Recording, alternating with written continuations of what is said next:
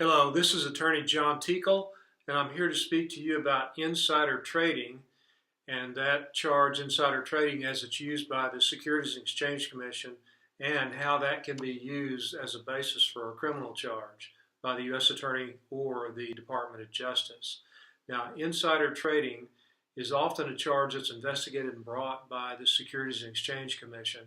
Keep in mind that the Securities and Exchange Commission, or the SEC as it's known, has no authority to bring criminal charges, but they bring lawsuits in federal court to allege allegations so they can obtain a money judgment or injunctions and civil money penalties. Now, insider trading is essentially a person who has corporate, non-public, confidential information, and that person has a duty not to disclose that or use it as an insider to trade stocks or other securities to claim a benefit or make a benefit where the public generally would not be accessible to that information.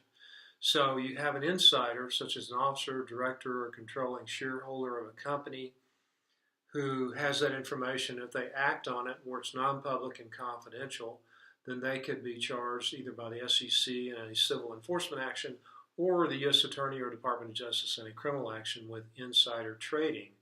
The other category of persons who get in trouble is if they receive a tip or obtain information that's non-public and confidential that should only be limited to officers, directors of a company, or controlling shareholders, that's intended to only be used for corporate purposes and not for people in the public to be using it to benefit in stock trades.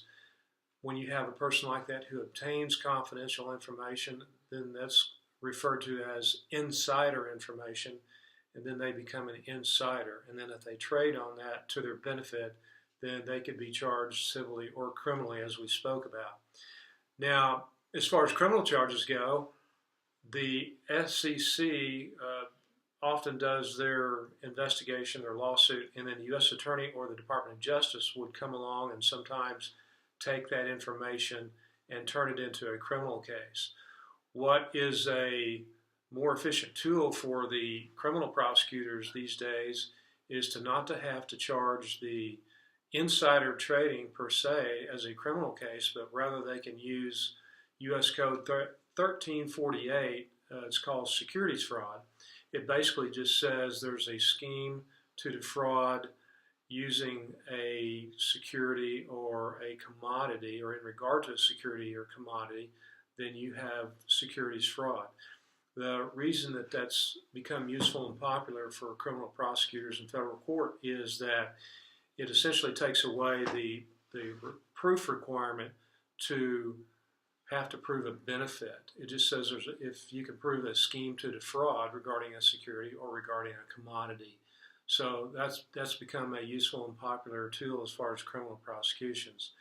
Now, again, the real test when you come down to insider trading is whether a person has access to this confidential, non-public information that's intended to only be for corporate use. And again, the SEC is going to focus on their lawsuits, their civil enforcement actions for insider trading on the traditional insider trading where they have to prove a benefit and they have to prove that the information was material. In other words, the information may be non-public or confidential, but was it material to the insider to help him gain from a stock trade or other security trade?